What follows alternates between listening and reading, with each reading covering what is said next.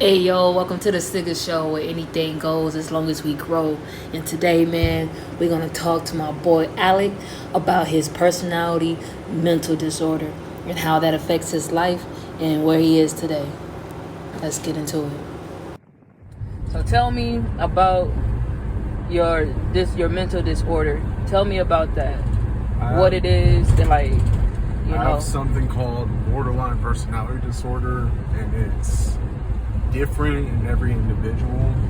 I have to take medicine in order to function. If I don't have it,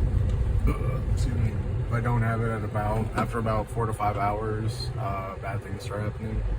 It's very hard for me to function, do anything, whether it's conversations or even just like functioning at work. I cannot do it. And I don't like using the word can't, but that's pretty much the only time I'll actually use that word, because I'm literally not able to do anything. It's like dying, but it's like having a tank full of happiness, or like just being content, and the longer that you go on without it, the more it leaks out. And after that, the more, when you take your medicine later on, the longer it takes for it to set in and stuff like that. And that was a little bit of the case today. Because HEB didn't have it ready, and I live on a very routine, lively schedule. Work out the same way, same time, and that combined with the medicine is enough to keep me stable, but without one or the other, it can just either go anyway. I'm sorry. No, you good. You're perfect. How do you feel your disease has affected you? Like, how was your childhood and how are you today? Well, I would say just growing up, childhood-wise, it was very antisocial. I didn't have a normal childhood like a lot of people did. I just grew up with a single mom. We didn't grow up in the best neighborhood in Austin, but it wasn't like we grew up in like a gang-infested place and stuff like that, where people getting shot and shit. Just there were a lot of drugs. A lot of people were constantly getting drunk and shit like that, and just you would step over dudes in the morning and shit like that. Damn. So it wasn't always the best, but it wasn't as bad as like California or like Crenshaw Boulevard or anything like that. But just not really having relationships such as girlfriends or anything like that, and the constant bullying, being outcasted, and just like being a good kid at that time, which wasn't like the best narrative to do. It was I had to find a way to cope, and I didn't necessarily know what I had. So as a kid, the stuff started all the way back, even with my mom, because she used to remember all this stuff. I used to sit in my room, I'd always be talking to myself, and then the more it developed over You would time, talk to yourself? Yeah. Oh, okay, like out loud? Yeah, I would talk out loud, and I would tell my mom, like, hey, it's just normal, I'm just talking to myself. And she's like, no, it's, like, you're having like conversations like all the fucking time and shit like that.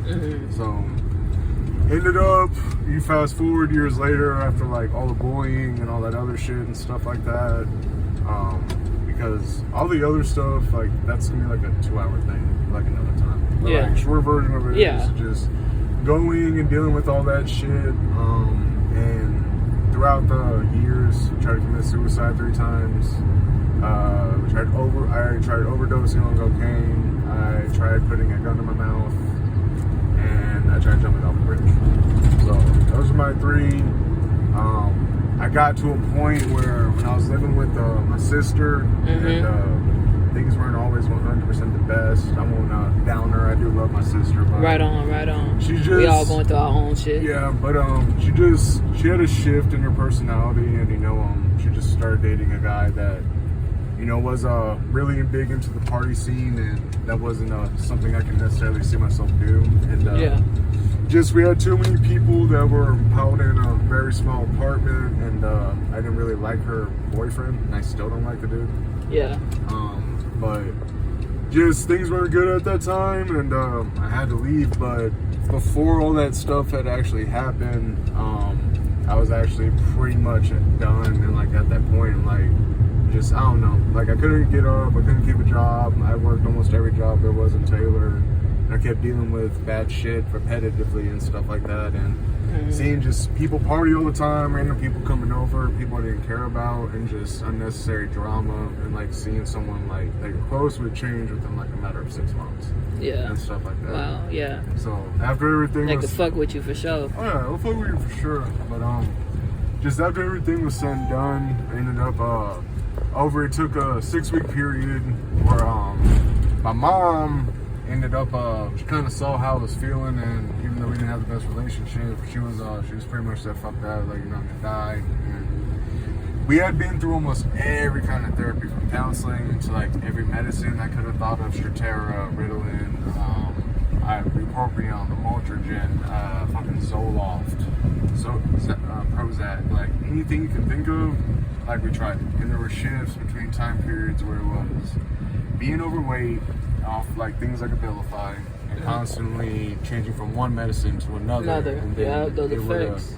Then having different effects on the brain and stuff like that. And it was pretty bad. But when I ended up going to a counselor, to a psychiatrist, I ended up interviewing with her, doing like a sit down with her, and she asked like how my brain worked, how I processed everything, and then about 30 minutes in, she had pretty much just told me, like 45 minutes in, she had pretty much just told me like, you got a pretty severe case of borderline personality disorder. And I was like, what is that? Yeah. And she's like, it's different for everybody. Some people have abandonment issues. Some people have relationship issues. Some people live with other versions of themselves. It just varies different in everybody's brain, because there's not a particular cure for it. There are therapies you can go through for it, but everybody is different. Because she had told me, like, I've seen people that have, very, bad insecure issues with, like, relationships or family members and stuff like that. She just said, how do certain things make you feel? It's well, actually, like, over time, like, at first it sucked, because I didn't know what I had. But after I got the therapy, pretty much what they do is they scan your brain and they use electromagnetic impulses. It's like something you would see off like a science movie or something like that. Yeah. So they zap your brain. It's very painful. It's worse than getting a tattoo removed. But if you can push through it for those, I think it was like 6 weeks straight. But we were doing. I didn't have a choice. It was either that or I was going to die. Like, I was at the bottom of my rope, dude. I was 297.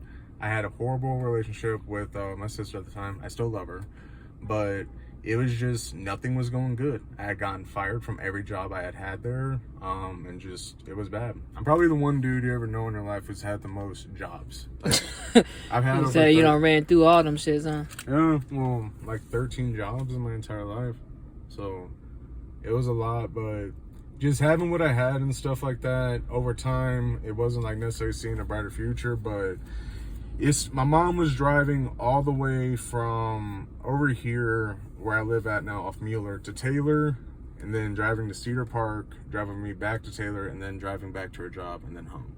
And we did this every day for 6 weeks, 6 days a week.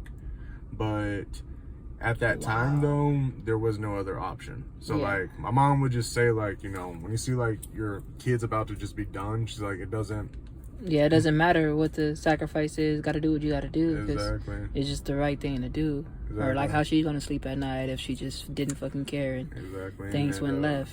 And it saved my life. And over time, it just transitioned to a lot of other things and stuff like that. And then, like, over time, you kind of, like, see yourself doing shit like I'll sit in my apartment, or I'll like do 200, 300 sets, and we're running through that in like an hour and a half. The best way to put it is like, the personality disorder came in handy when it came to having a lot of anxiety, having a lot of downtime, and having to learn how to control it.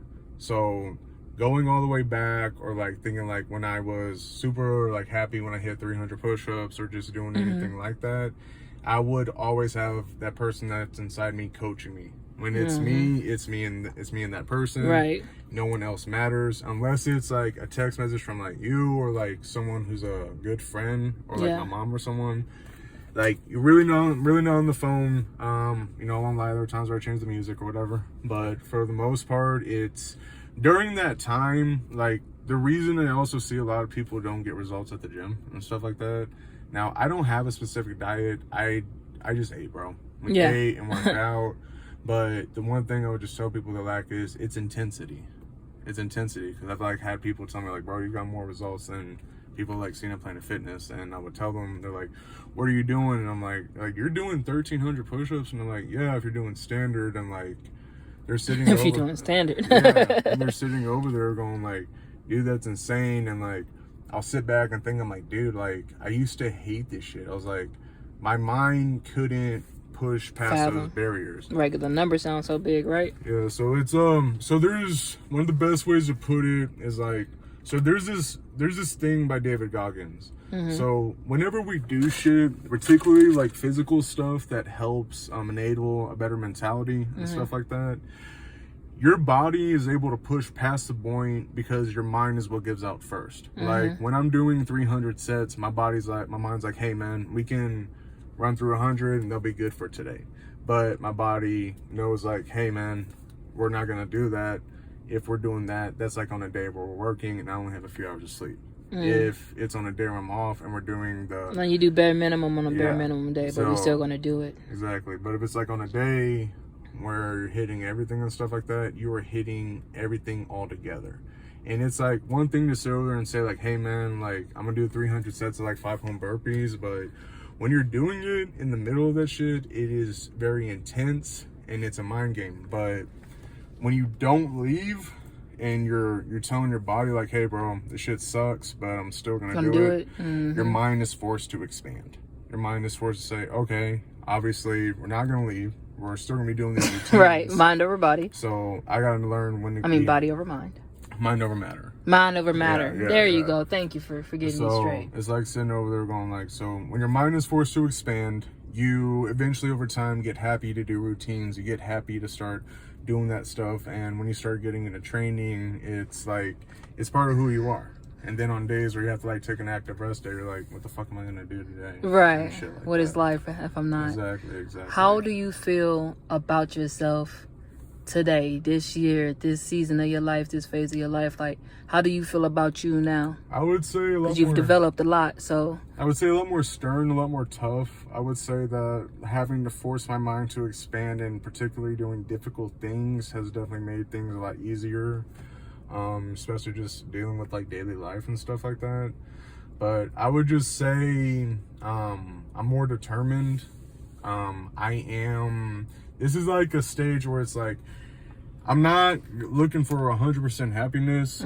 I'm always a version of happiness. I learned that from Andrew Tate. So I'm always a version of happiness. But right now, this is a time in my life where it's adapting a very disciplined, stoic mindset that no matter how I feel baseline wise, first of all, I can't believe I'm depressed if I don't believe I'm depressed.